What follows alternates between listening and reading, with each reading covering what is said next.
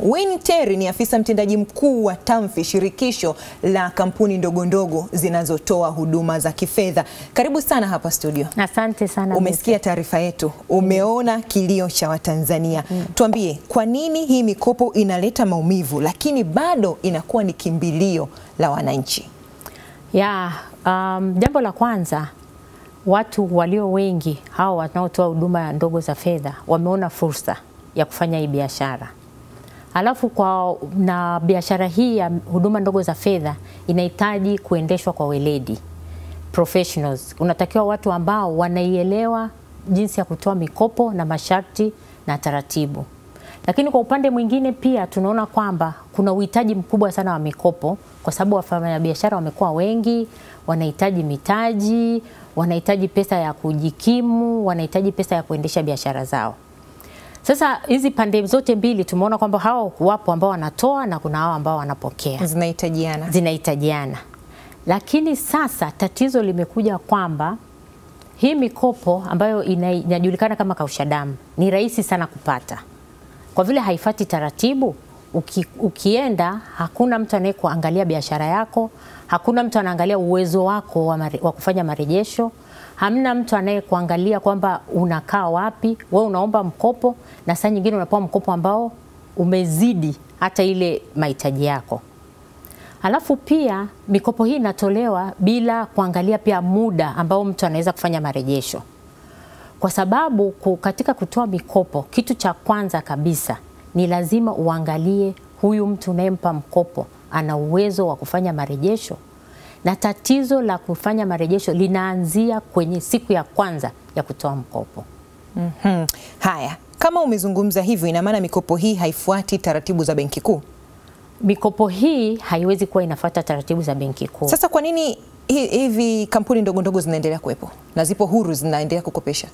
Sheria ipo, sheria ya huduma ndogo za fedha ya mwaka 2018 ipo na kanuni zake za mwaka 2019. Na Benki Kuu ndio iliyopewa jukumu ya kuzisimamia haya kampuni ambayo yanatoa huduma ndogo za fedha. Na wanafanya kazi yao. Lakini hii kazi haiwezi kufanywa na serikali peke yake. Haiwezi kufanywa na Benki Kuu peke yake. Ni jambo ambalo linatakiwa lifanywe na wananchi wote. Na zaidi wale ambao wanahitaji hii huduma. Kama tumejaribu kufanya uelewa kwa ajili ya watu walio wengi, watambue kwamba mashirika au makampuni yanayotoa mkopo kwa kufuata taratibu za Benki Kuu hayawezi kukausha damu. Kwa hiyo ni swala kubwa ambalo wananchi waelewe, waende kwenye kampuni ambazo zimepewa leseni na Benki Kuu na zinafuata taratibu za kutoa mikopo. Tuambie sasa, umesema ni rahisi kupata kwenye hii mikopo. Kwa nini pia ni rahisi kupoteza? Ni nini ambacho huwa kinatokea? Kitu kikubwa kilichopo pale kama ambavyo nimejieleza kwamba swala la muda wa marejesho. Kama mmesikia yule mama amesema kwamba anatakiwa kurejesha kila siku. Mkopo haulali. Na hakuna biashara ambayo wewe kila siku utakuwa unafanya marejesho.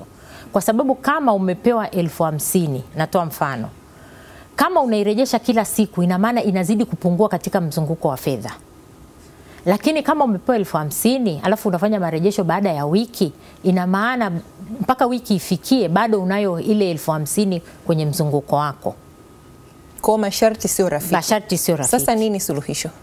Suluhisho kubwa kabisa ambalo mimi naliona ni kwamba wananchi waelewe kwamba kuna mikopo ambayo inakausha damu. Na pia kuna mashirika au kuna kampuni zinazotoa mikopo ambayo haikaushi damu. Inatumia muda mrefu. Nina shida leo, nataka mkopo kesho, nyinyi mnanipa hatua za mwezi mzima. Hakuna hatua ya mwezi mzima kwenye huduma ndogo za fedha. Tofauti ya kampuni inayotoa huduma ndogo za fedha na benki ni swala la muda wa mtu kupata mkopo. Katika makampuni yanayotoa huduma ndogo za fedha, utakapochukua siku nyingi sana ni wiki moja au wiki mbili.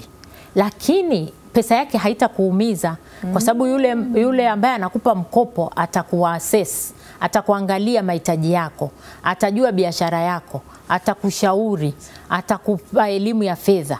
Kwa hiyo by the time unapata mkopo, wewe unapata mkopo ambao unakwenda kuutumia na kuweza kufanya marejesho. Kwa hiyo bora maumivu ya muda mfupi ya kusubiri mkopo kuliko maumivu ya muda mrefu ya kufirisika. Sawa kabisa. Asante sana Winnie Terry, afisa mtendaji mkuu wa TAMFI. Tunashukuru kwa elimu hii. Asante sana. Asante sana kwa nafasi hii. Shukrani. Tumezungumza naye afisa mtendaji mkuu wa shirikisho la kampuni ndogo ndogo ambazo zinatoa huduma za fedha, jinsi ya kujinasua kutokana na mikopo hii, mikopo kausha damu. Azam TV, burudani kwa wote.